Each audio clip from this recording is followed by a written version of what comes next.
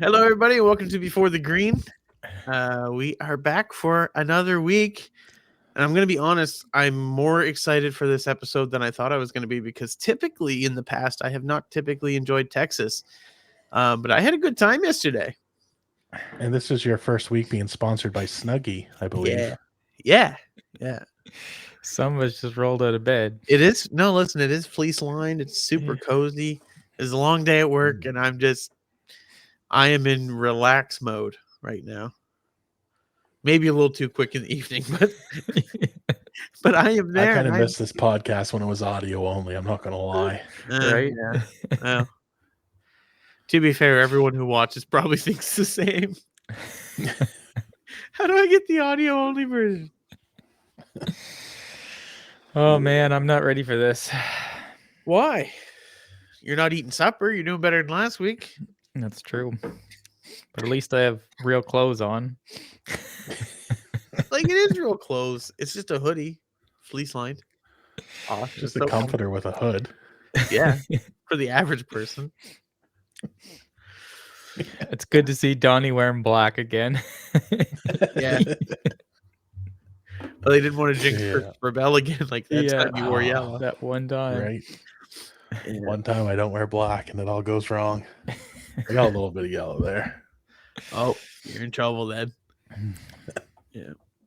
Well, what do you say we kind of jump into the racing? I feel like last week we went a little longer than we probably should have. So since we've got no Big Macs or quarter pounders or anything like that to hold us up, what do you say we get right into the racing, Corey? And you obviously want to go to bed, so we can do that.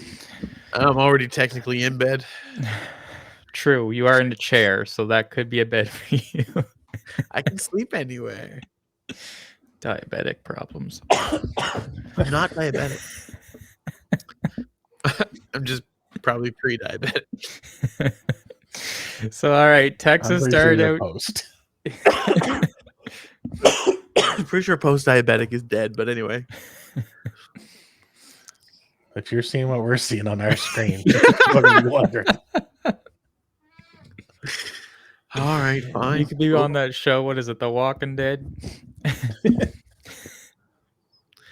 Move along. Evan's Ozempic pick of the week.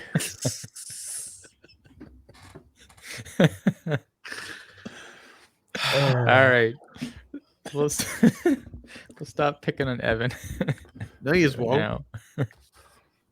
I mean, you kind of brought it on yourself. Messed up. I should have known. So started this podcast because I want to talk with my friend about NASCAR, and then I invited another friend to join us, and now it's just the pick on Evan hour. So you're wearing a blue blanket. I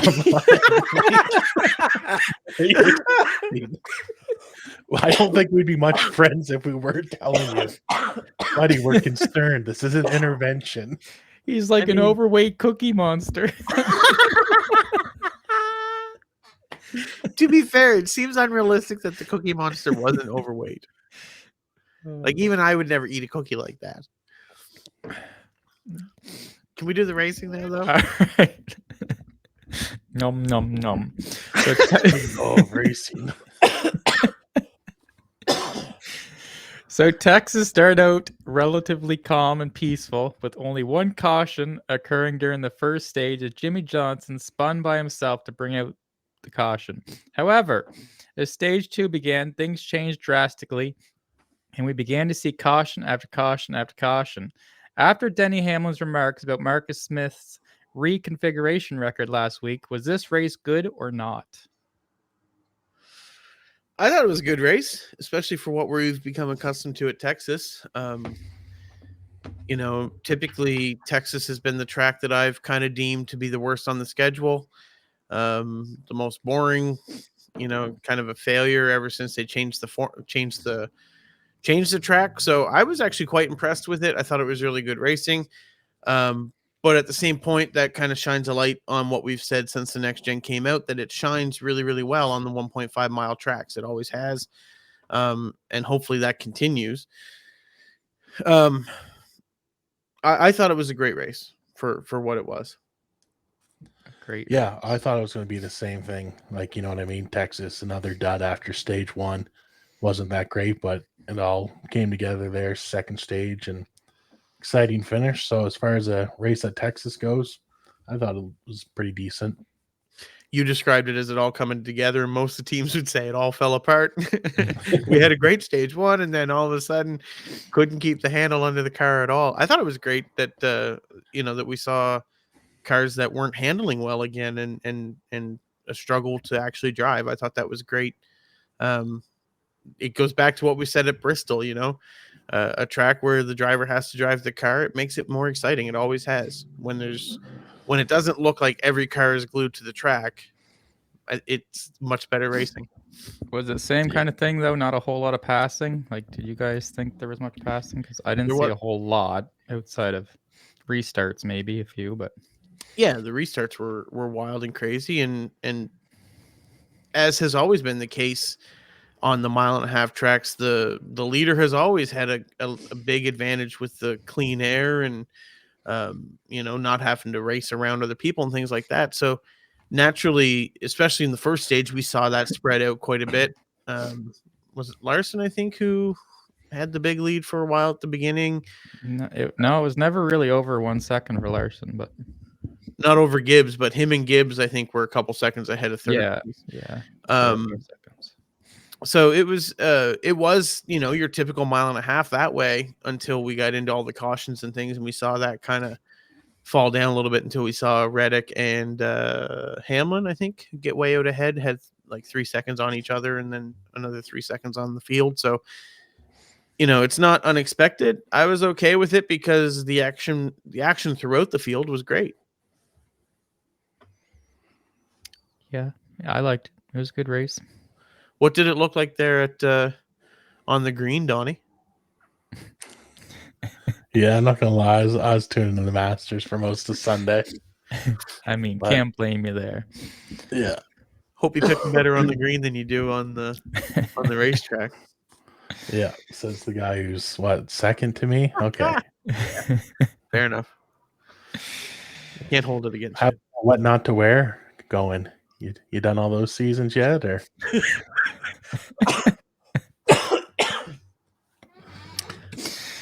All right. Trash talk for my 600-pound podcast.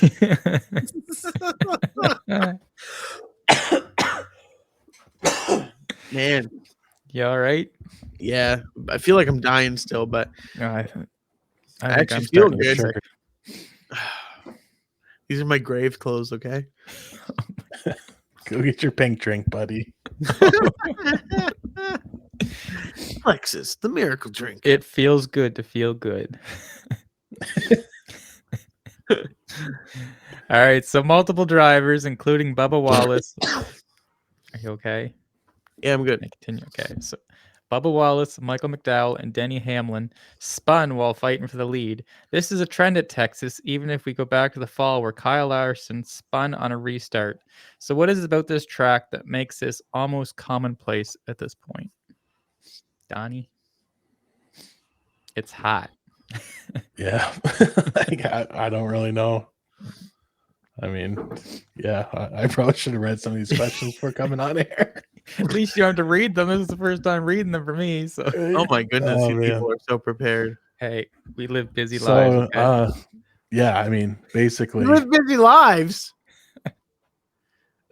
Basically, I think Homa left some, birdie opportunities on the green for sure. He did. I really had to cash in on those putts. He wasn't able to. Amen. Corner man was brutal for Sunday. Right. Yeah. In regards to the racing. Oh yeah, the racing, spinning and stuff. Yeah, it's just, I think it's a talent issue. I mean, you bring up Larson, so obviously there's going to be lots of spins there. Okay. No.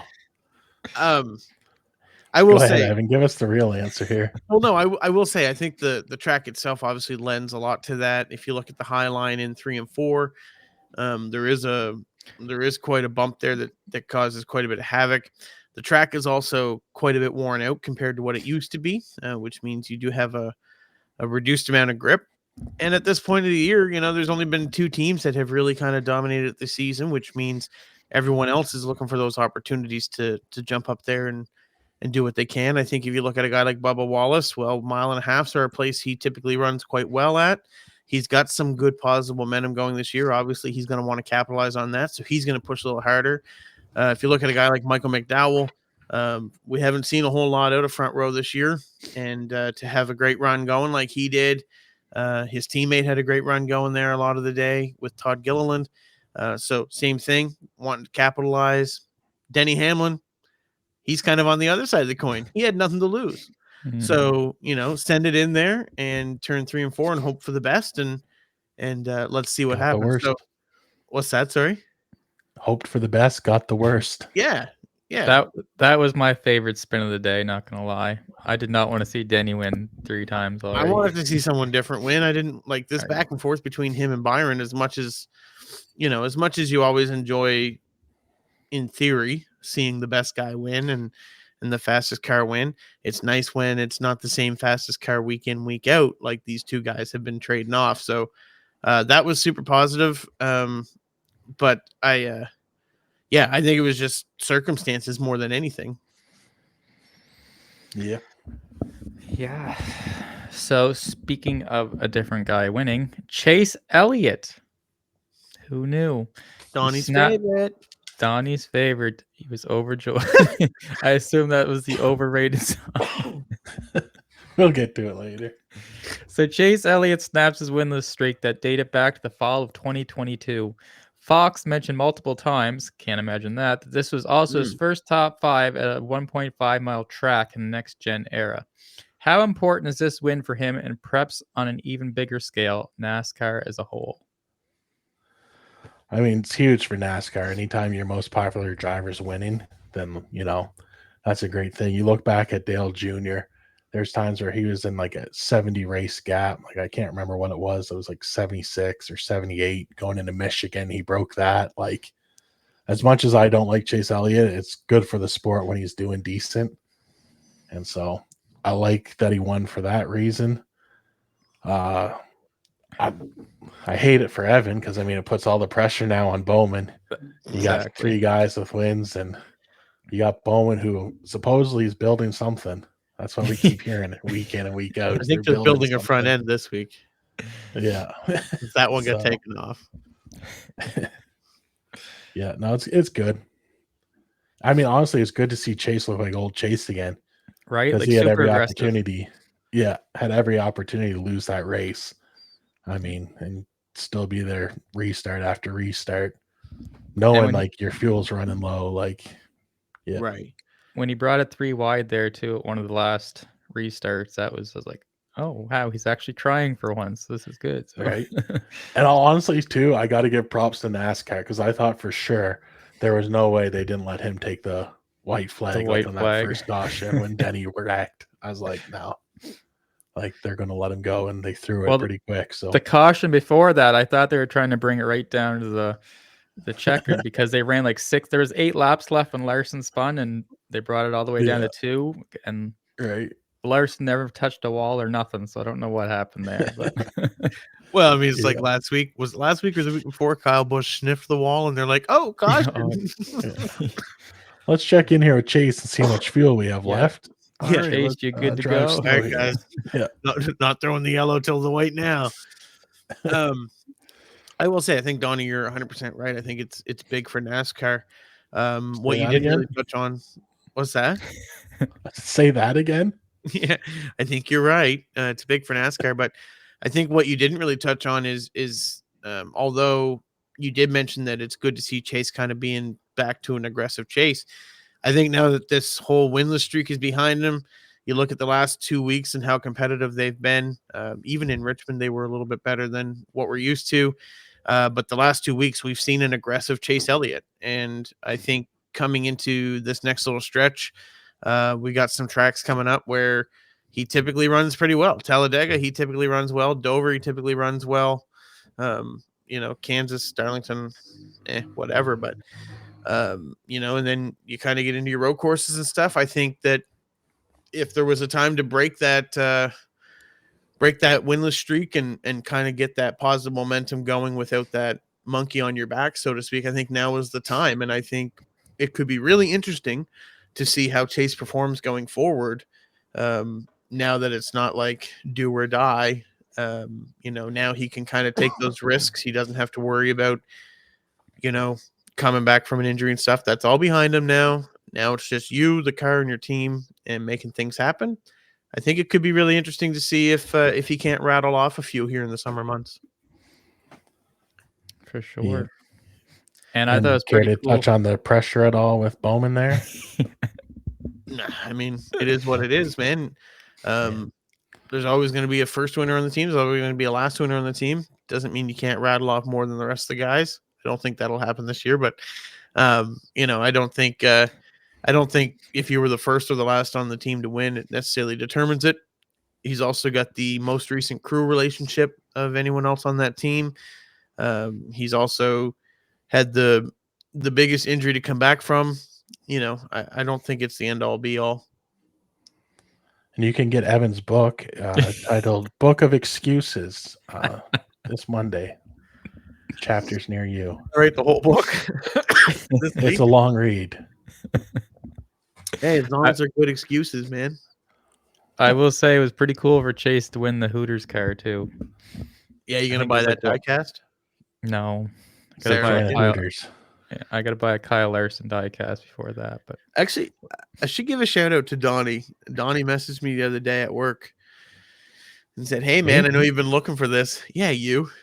Oh, okay, yeah. And he said, "I know you've been keeping an eye out for this." And sure enough, he sent me Alex Bowman's race win diecast, his first race win, autographed. And he said, "I think this is the best deal I've been seeing in a long time. I've been keeping an eye out on it for you." Anyway, sitting there at work. I know Steve's listening. He's the manager now, but sitting there at work, and I bought it. And he comes out, catches me on the phone. He goes, "What are you doing? Is that related to your other job?" And I'm like, "Sorta." I don't know how, but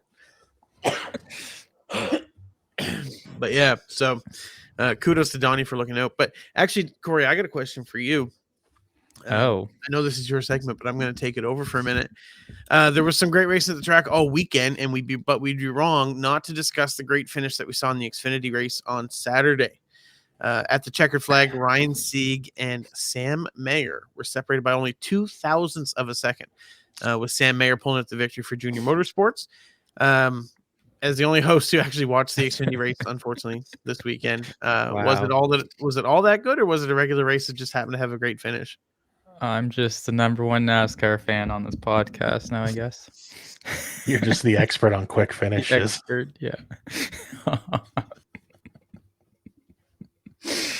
So anyways, no, I thought the race was good. I didn't get to see the whole thing. I think I watched the last 75 laps or so, but there was definitely more passing as opposed to the Cup, but a lot of the same cautions, a lot of guys just losing it on the last turn and stuff, that bump you said. Yeah, the finish was awesome. I actually thought Ryan Sieg had won once it went over the line, but somehow, some way, Sam Mayer pulled it off, and good for him because he was at least 3 seconds behind, I think, with the last 4 or 5 laps. And like you said, clean air is usually important. So I just don't know if Ryan Sieg had too much pressure on him or his car was falling apart or what, but Sam Mayer came and pulled it off, and yeah, it was a good race. Well, and to be fair, like Corey said, 3 seconds is a long time. Like that's it's a good. very long time. Yeah. And no, to be honest though, I mean, we're talking vastly different levels of funding and stuff there too, right? Like those are two very different programs. So I feel like poor Ryan's probably going to look back over the next week or two. That had to be rough. Like it sounded like he wanted to cry once in his interview. I felt bad for the guy. He's never won, has he? No, never. No, I didn't think so. No. And he owns that team, right? That's Ryan Sieg Racing or Ryan Sieg Motorsports. I forget the exact name, but RSS essentially. And would have been super cool to see those guys to get a win. Like I said, definitely different funding levels and things like that. But you think about all the places where that I could have, like 0.02 of a second doesn't take anything to lose or gain that, right? So it'd be so easy to replay that in your mind, but hopefully they get another opportunity and can pull it off, I guess. But yeah, Be good. What do you say we jump into the caution break segment today? Let's do it. Who's Can't excited wait. for more games? Oh. Actually, this week we're gonna play a game. Wait, no, wrong one. Here we go. That better not be Caution referencing break the is game. overrated. Wow. That was hurtful. I just want you to know that. This week we're going to play overrated, underrated. So it's basically a game that other podcasts have played. I believe it all started with Gary V. But if the credit isn't where it belongs on that, I'm sorry. I'm just going by what I believe to be true. Sorry, Long story Gary. short- We know you're watching. Who, Gary V? Yeah. Sure. Long story short, I'm going to give you guys two topics. Sorry, I'm going to give you two a topic, I should say. And you're going to hold up a placard that says whether you think it's overrated or underrated. And I will say, you guys each made your own sign. So if you see a big distinction between the two, know that I didn't like mail them their sign or anything. Some of us are just bigger than others. That's all. Anyway, long story short, this game is all about the conversation. So if you hold up that placard, be prepared to state your case as to why. Are you guys ready for topic number 1? Okay, Yeah. with so much enthusiasm. All right. Tyler Reddick. That's it? Just Tyler Reddick? Tyler Reddick. Is he overrated or underrated? Donnie. Corey says overrated. Donnie says underrated. All right, boys. Plead your case. Corey, you go first because I'm on your side here. He's just the most boringest guy in NASCAR. Oh, I'm not even talking personality. Let's talk skill here. Usually that's all you talk is personality. Wow. Bowman, he's the funniest guy. Funniest guy, man. At least he's funny. I do say he has great personality. But anyway, state your case on Tyler Reddick then, Donnie. Corey said why he thinks he's overrated. Well, that's not really why. I He mean, never like, seems to live up to expectations. Like, he should have been really good this week. Like, what hasn't he lived up to? He's been in the playoffs back-to-back years. Like, he's right there on making Final Four. Like, he's running for 2311 Racing. Like, it's not like he's like in a Hendrick car or Joe Gibbs, like, you know. But he isn't a top Gibbs team. car. you don't think But yeah, but I mean, 2311 like, is top tier equipment now? Well, I mean, they are making it look that way, the way that Bubba and Tyler are driving. But like, you don't just start a new team and like, you know, you're gonna overrate it. It's been 4 years. It's been 4 years since they started. And so what? You're supposed to have a championship in 4 years? The Then he kids said- improved then he every year said over 5. 4 years. Well, wait and see. Okay. All right, then let's try this one on for size. Why do you think he's overrated, Evan? I don't think he's over. No. Oh, okay. No, he said Evan. Because he said he That's agreed with me, him. the guy in the blanket. For me, I think he is overrated. If you hear anyone, like if you hear these guys talking about like the greatest racers that we have right now, a lot of them will put Larson and Reddick right there together. You know, they're the dirt track guys.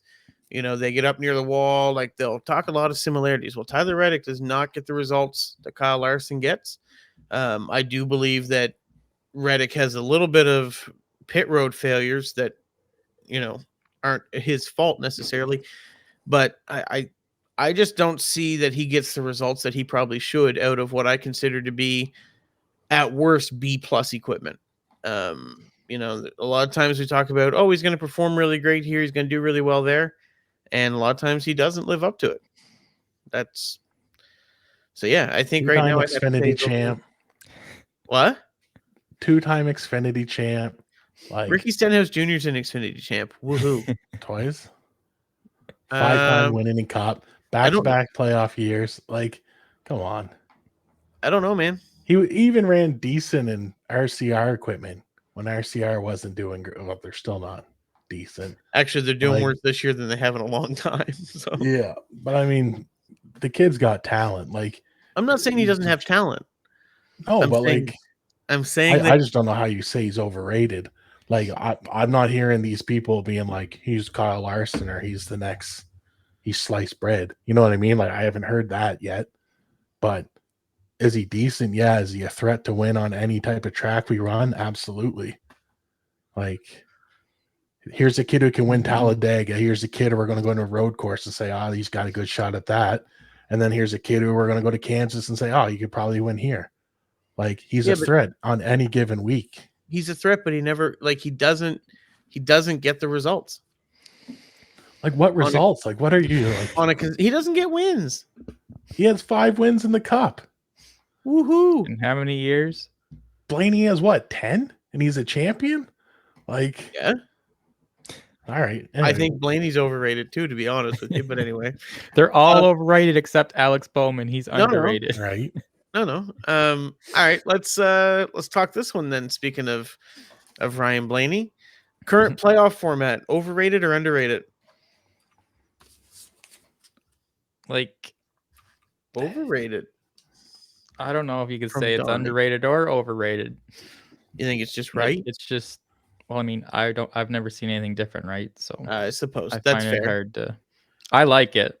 Like, I don't know if this whole like F1 way they have what's his face there, Max Verstappen is like 5 races left of the year and he's already won the championship. Like, I don't want to see that.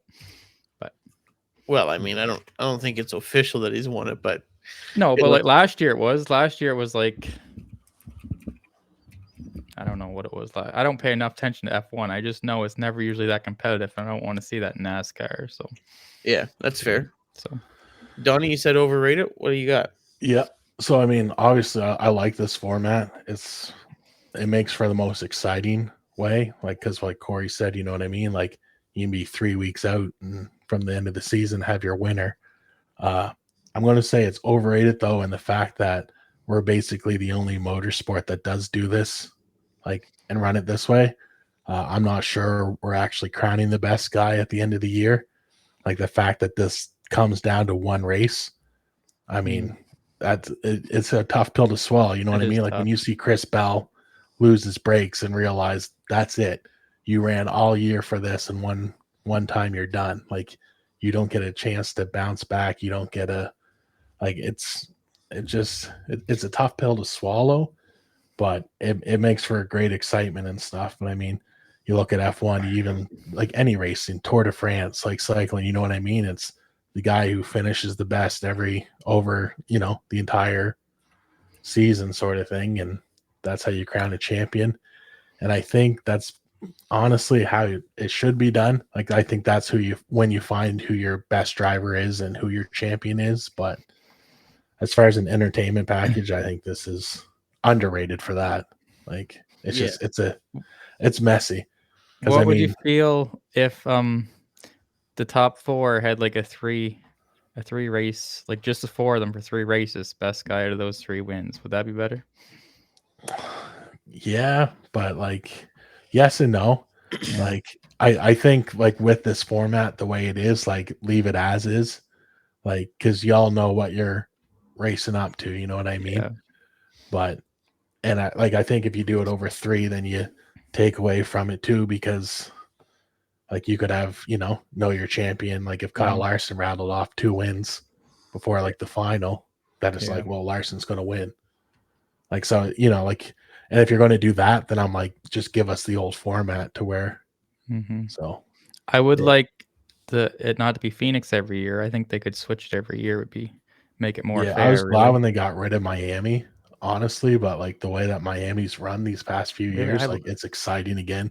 And I'm like, I'd like to see go back there. Miami's great in this car.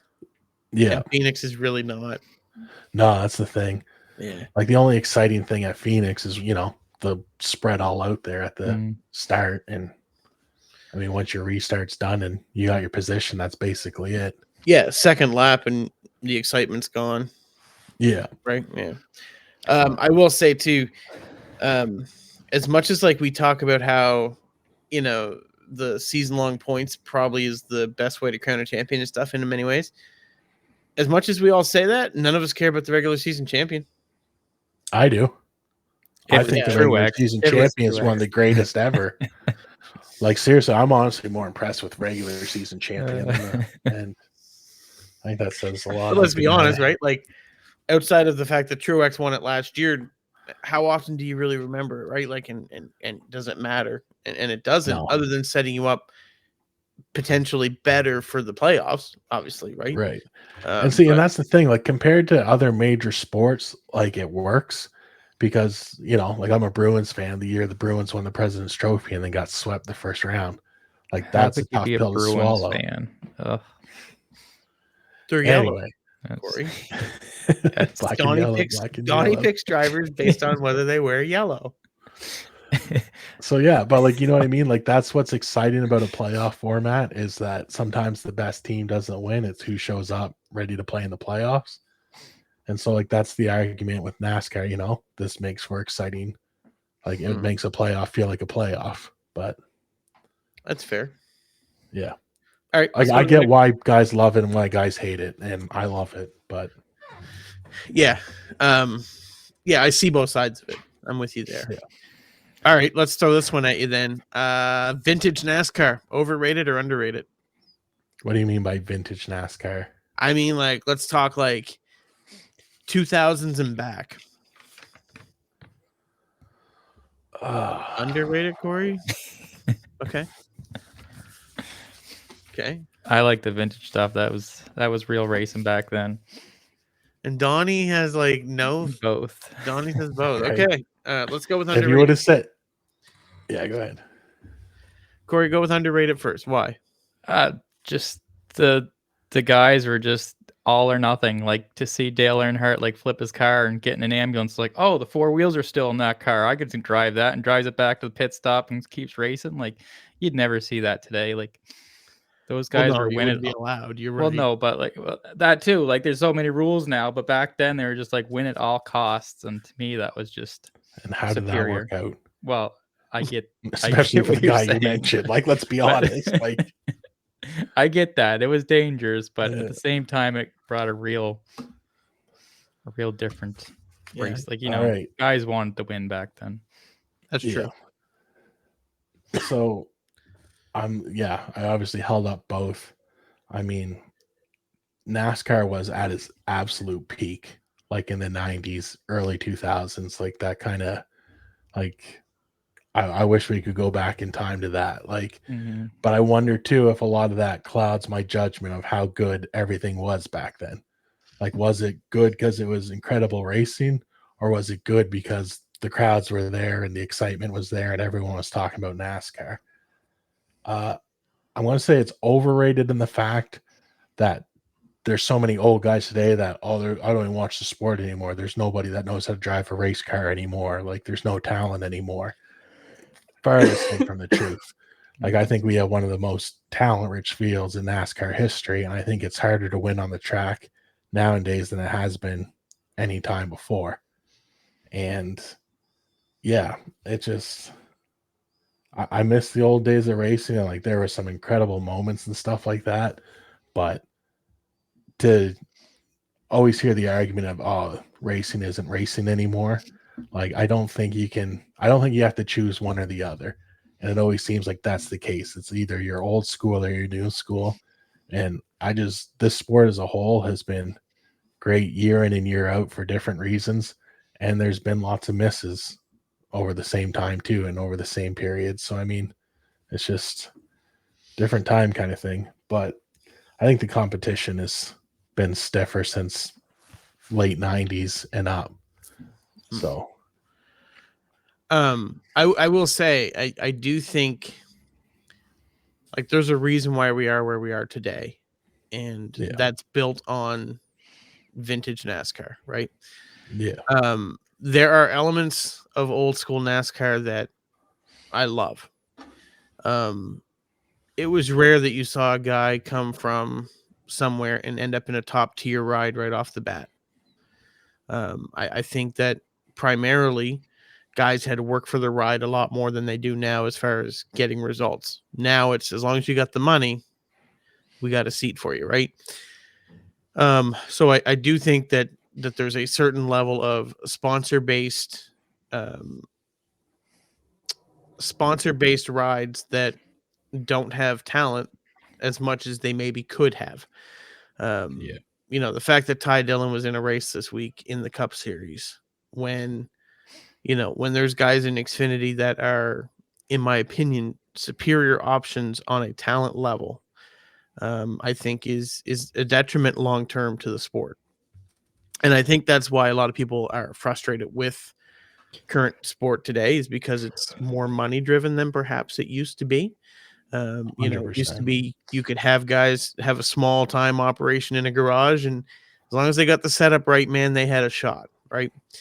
Or That was cheated. stock car racing. You know what I Right. mean? Yeah, Like we really have made it so right, basically everyone's in the same car with a different badge. right. And so And I miss that element of it, but at the same point, I think if you look at the closeness of the field, like the top tier team and the bottom tier team are generally within tenths of a second instead of seconds from each other, right? So I think it has its benefits. But I would actually, I tend to think that it's a little overrated in the sense that I think you always look on it with rose colored glasses. Um, but I don't necessarily think that it was bad. I just think that it's just a which hair is funny overrated. because hearing your argument, I'm like, yeah, underrated. Yeah.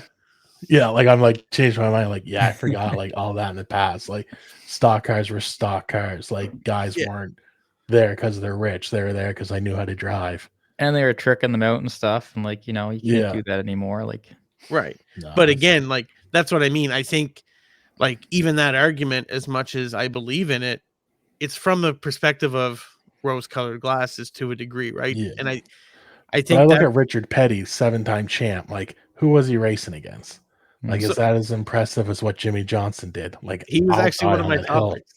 Not even close. Like, He's one of my yeah. topics. Do you want to go to All Richard right. Petty next? Yeah, might as well toss her out. All right, Richard Petty, overrated, underrated. Ooh, we got two overrateds. Okay. same kind of thing. Competition wise, who was he racing against? Now be What- careful because we had him on our top 10 most influential drivers of all time in the offseason. Oh, You well, did. yeah. So let's not discredit ourselves here. No, I mean it's still a That was your phenomenal choice. achievement, but like, when was he racing? Was it 70s or like He started in the late 50s. late? So even more. So yeah, and like went who was clean he through to racing against? 92. Like Yeah, Yeah, he and raced I mean, in, it's not like he was a garbage racer. Like the guy's a No, great race car but driver. he was probably like, racing against Joe Blow, who just jumped in a race car for the weekend, right? Like, right. yeah. didn't train his whole life to do this. So Yeah. And like he's kind of been a cartoon character. Like since I've been in the sport in the 90s, it's just the big cowboy hat and the you know what I mean? It's no I've never taken the guy serious because he's just kind of come off as a gimmick. And I'm like, when you watch Jimmy Johnson win 7 championships, 5 in a row in one of the toughest fields ever, like I'm sorry, but I don't hold the same weight to Richard Petty's career with that. But I think that's actually one of my big issues right now with our sport, in the sense that like we watched arguably the greatest of all time this weekend get in a car, and suck. semi-retired, right? And he did, like he self-spun on his own. We didn't see Jimmy Johnson self-spin. The only time I can think of is when he had that qualifying wreck in Dover and somehow didn't hit the inside wall.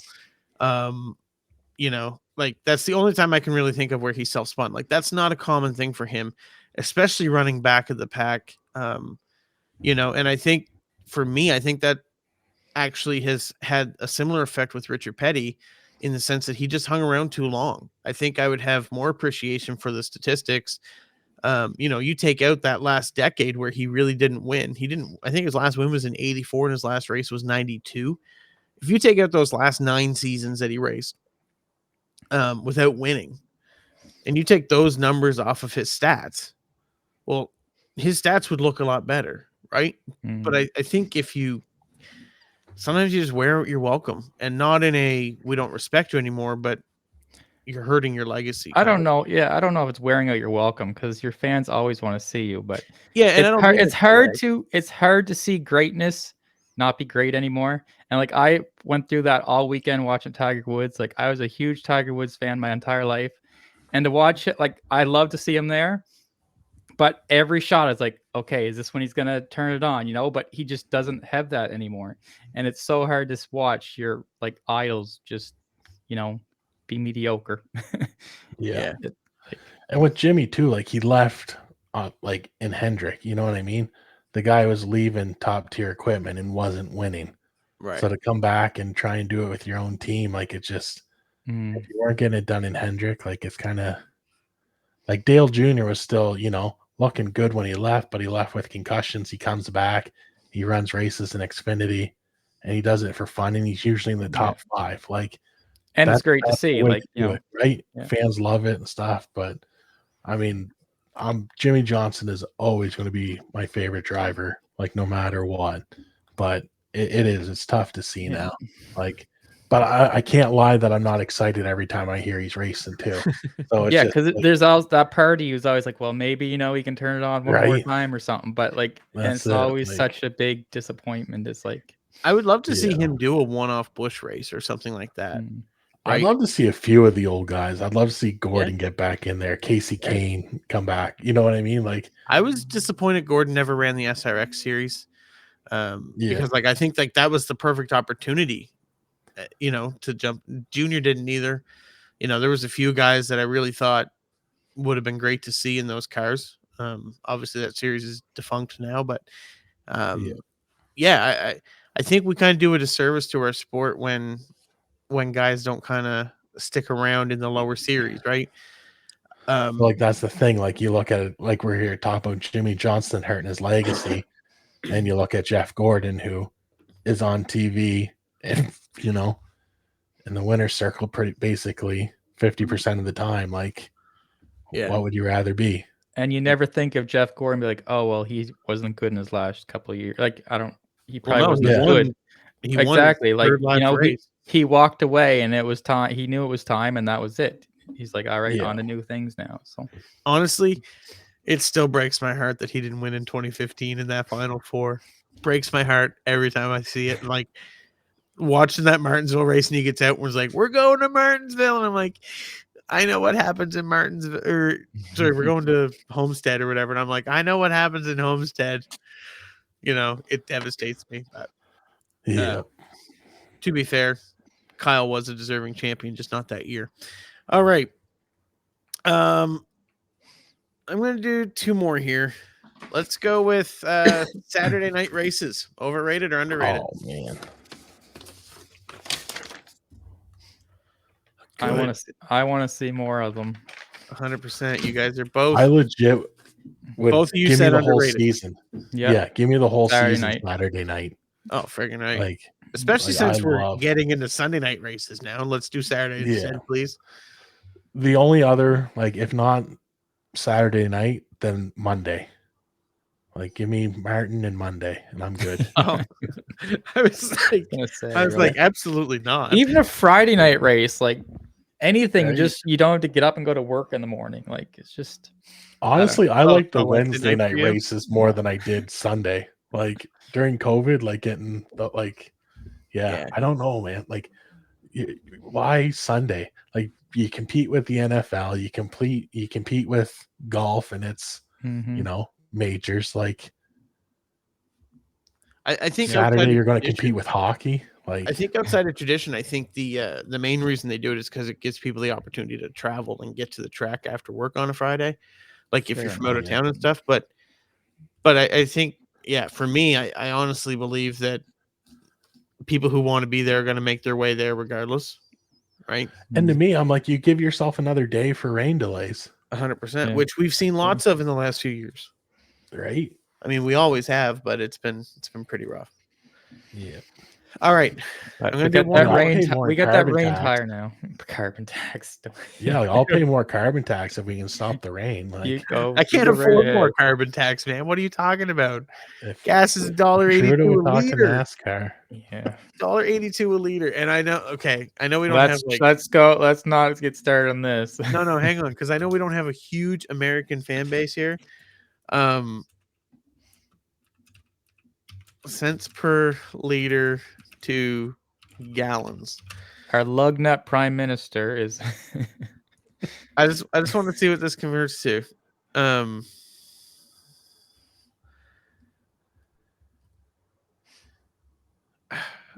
I don't have the calculator. Okay. At 350, let's go with the at 359 a US gallon, it's $1.27 Canadian. Yeah, so it's like $5 probably. Well, yeah, what does $5 work out to? Oh no, it's more than that. Even better. It's about $5.25 a gallon for us Canadians Crazy. right now for fuel. It's wild. Anyway, moving Crazy. on. The final one we're gonna do.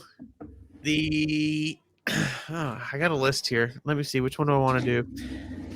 Let's do this one.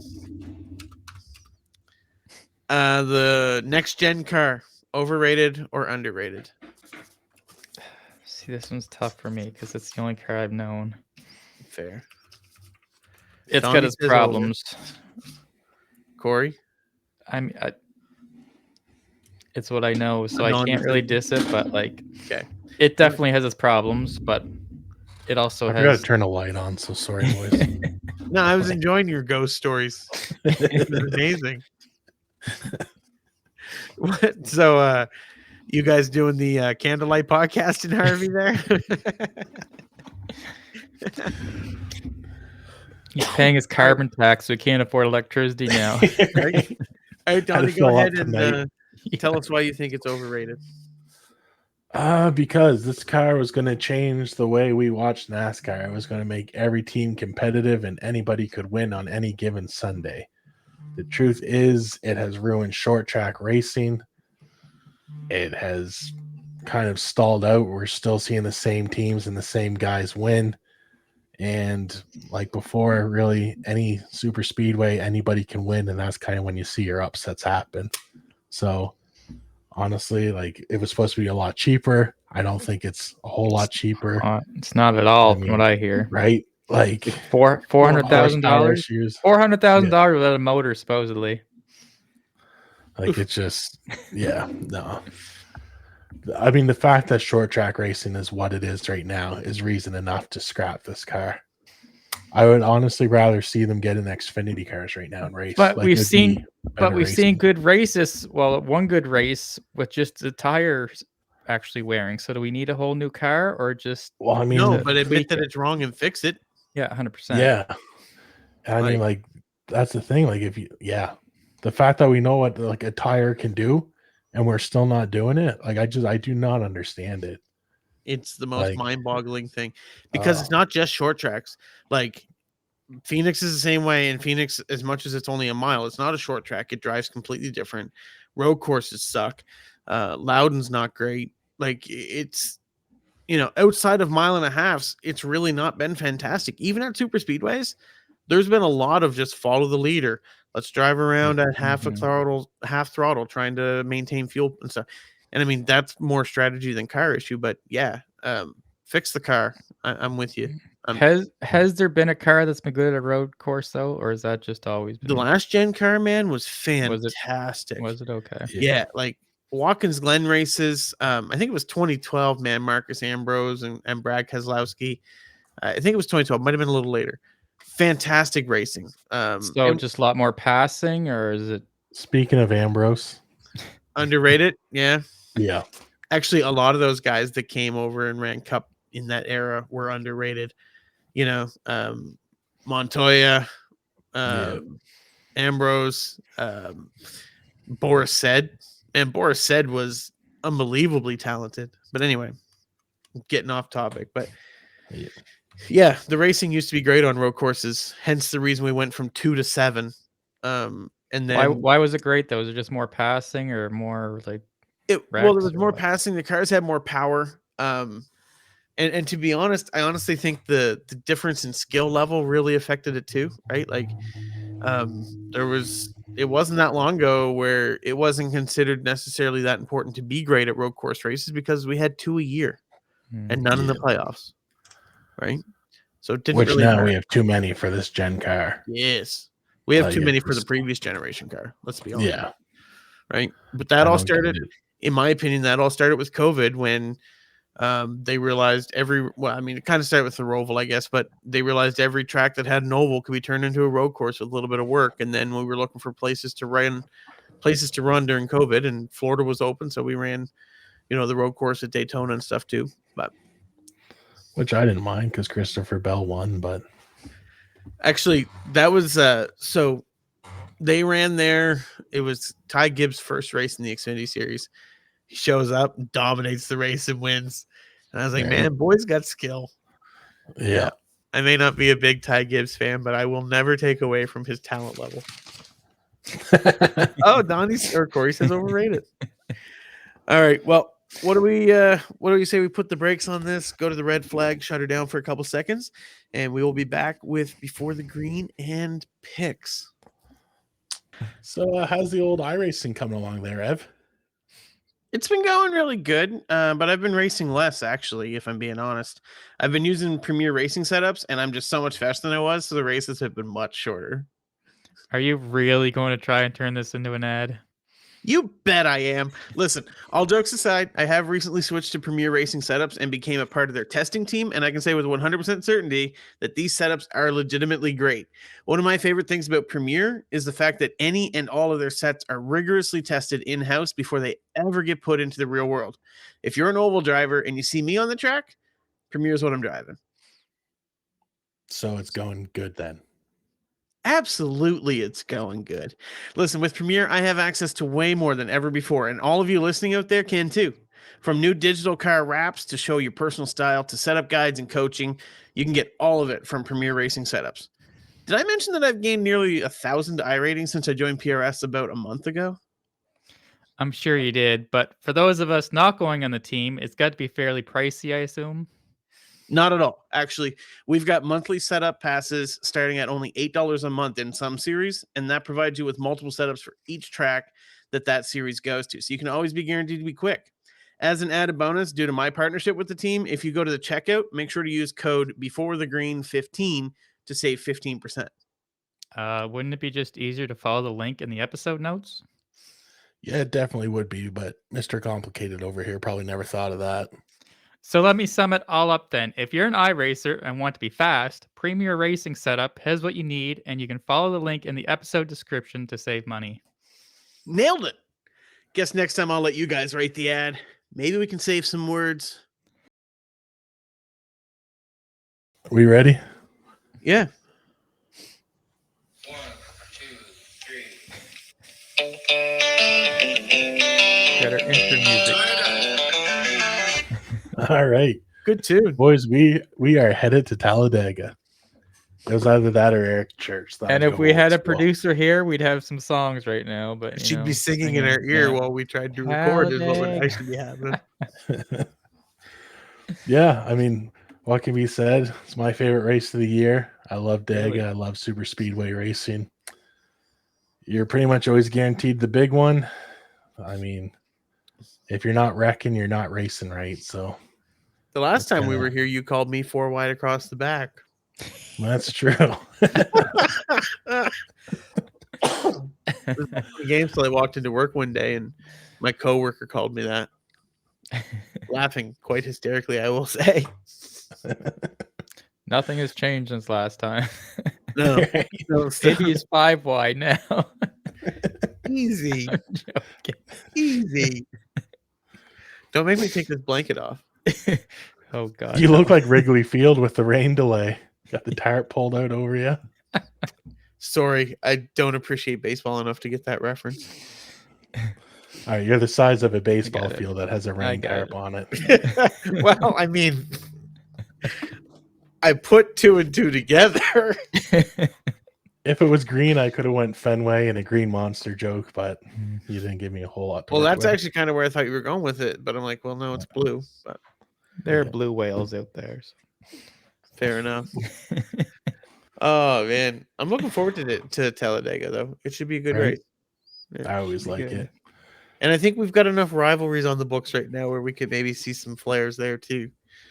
Right? Yeah. We'll see if Kyle Busch can Chas- get close enough to the leaders. Chastain's gonna take Byron out. I doubt it. Should. I would if I was him. Why? I think Chastain's wrecked afraid them. of Hendrick. What do Probably you so. mean he wrecked him? It's the same Oh, thing. sorry, he drove right through him. Yeah, come No, on no. now. Oh, Hang yeah. No, it is Yeah. like I Hold know up. you're going to try and defend it in your book Yeah. of excuses. I'm going to say coming the out exact He to same drives near a number you. 24 car, so Can he can you do shut no up for a wrong. second here? I'm going to say the exact same thing I said 2 weeks ago at Richmond when Kyle Larson got loose in front of Bubba.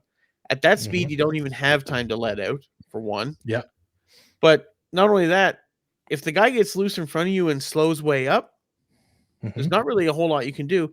And on the last lap, especially when he doesn't even fade up to the wall, yeah, I'm going to say I probably would have done the exact same thing. I'm not saying that he couldn't have maybe had time to get out of it. So why did Bubba go over to Larson and apologize? There's nothing he could do. Well, because you still feel bad you get into the guy. Well, maybe Byron should start to feel bad for the guys that he keeps getting into. Did Byron apologize to I w- Ross? I will say, if anyone's going to feel bad, I don't think I would. I don't think I'd feel bad about Ross, of Yeah. all guys. I just, yeah. Because when's the last time you've You ever said seen last Ross week fall? that Byron's clean, and I still disagree with you. And I Yeah, think there's I more couldn't that could call have him been clean. done. No, and I Like told you there was yesterday. no effort or intent whatsoever to even slightly try to avoid that. It's the last lap. Yeah, It's the last But- lap. Why would you? yeah. Especially I'm just saying, like he's No. not Mr. Clean that, the Hendrick poster boy And I already like- conceded that yesterday that I thought about over the weekend. I agree. right. But- And I want the listeners to know you conceded that. Well, that's fine. But like, you got to realize he's sitting there in third place at this point. Ross gets loose in front of him. Chase Elliott only has enough fuel for this restart. Why in the world are you going to let up for Ross, who's never let up for any other guy in the field yet? No, and you're 100% right. Like I'll concede to that. Like I'm not saying what Byron did he shouldn't have done, but I'm just saying he does this quite a bit and it goes unchecked. Yeah. Like people race him as if he's not the type to do that, and he's doing it more and more consistently. And I'm To like, be it's fair, got to he catch up wins more and sometime. more. So, of course, he's going to keep doing it. Exactly. And I'll say it again. I wish Truex would start doing it instead of being the nicest guy in the garage. He could be. I would say the same about Bowman. I wish he'd run a couple people over from time to time, too. Well, yeah, but Bowman He's- would have to run over 17 people. Okay. Like, there goes half the field. I mean, I guess he could do it at Dega. You never know. They did in Daytona, so. Him and Austin Dillon. Dylan with the big 8th place this week. Did he come in Right. 8th? I was like, wow. Ty or Austin? No, it was Austin Dillon. So yeah, anyway, Talladega. What else can be said? Should be Probably fun. lots if we wanted to, but. Probably lots if I did a little bit of homework this week, but seeing as I was watching the Masters and didn't realize we were going to Dega until today. I don't know how to tell you this, but like the schedule is already set in advance. You can be doing your paperwork. I Anytime. really could. Yeah. Yeah. Anyway, sorry. I keep interrupting. No, it's all good. It's usual. Let's talk. Let's talk picks. Hey, it's your podcast. You Let's make that talk clear. about picks. Yes. Every should week talk before about we picks. start, you're always like, hey, remember, this is my podcast. It's my name Oh, on yeah, it. You right. do Yeah. know your spots. That's what you're every week you're like that, man. Uh-huh. I can replace you at any time, so you better start pulling your weight. And I'm like, as long as I don't have to pull your weight, I should be okay. Oh, easy. So aggressive tonight. I am. Yeah. It's a rough day. Has it? Yeah, my little guy hit his head for the first time. Got a little goose egg. It's Ugh. messed me up. Maybe you You shouldn't have must have pushed him. Well, maybe he shouldn't have. I didn't Maybe you push. shouldn't have said he's a Chase Elliott fan. He isn't anymore. He's a Jeff Gordon fan. I've seen him read that book. Yeah. Oh, yeah. So I'll just throw that out there quick for the listeners. But Evan bought my son a book, and it's Jeff Gordon. And I didn't realize this was happening, but my wife, every time she reads it, goes, and the winner is Jeff Gordon. And Sully will clap every time and gets right excited. And so I just saw this for the first time like a couple days ago, and it literally broke my heart. See my kids smile and clap when my wife said Jeff Gordon's the winner. So Smart kid. He won't be a Truex fan, I can tell you that. Not if he likes a winner. Please. All right, speaking of winners, let's talk picks. Oh yeah. No, Corey, it's all right. We can just skip over it. No. Yeah, let's talk next week's picks. next week's picks. All right. Evan, John Hunter Nemechek. Yeah, it was That's a rough. solid pick, 34th. Uh, There's only a couple guys that did worse than him. And that'd be your two favorite Alex drivers. Bowman. actually, that was my worst pick of the year so far. I will say Yeah. I have taken, well, not taken the lead on average picks, but I have pulled ahead of Evan on the average picks. Did you? Yeah. Our What? overall I'm like average? 12.3 now, and Evan's like 13 something. What? Yeah. No. Keep talking, Donnie. We I'm see gonna how do quick, yeah, we see how quick you do math, Evan. I don't think you'll have that figured out by the end of the night. So yeah, I picked Eric Jones, brought it across 19th, and Corey 19. back-to-back weeks with Yes, sixth place sir. finish and gets the point. Got some luck that time. All right, congrats, big Cautions dog. fell the right way. You Yeah, are too. You're a whole position ahead of me. I am. and I'm Gross. guessing I'm still just way up there, eh? No, you're only like 2 positions ahead, I think. Yeah, You're like 10 something.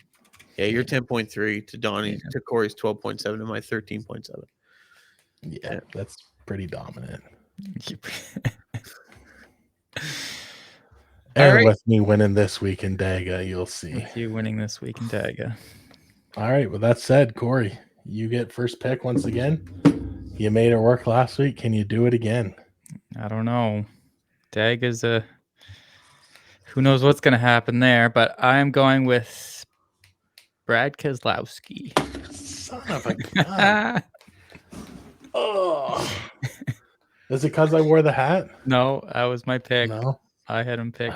Since Ah. came in Oh, it's a second great this pick. week.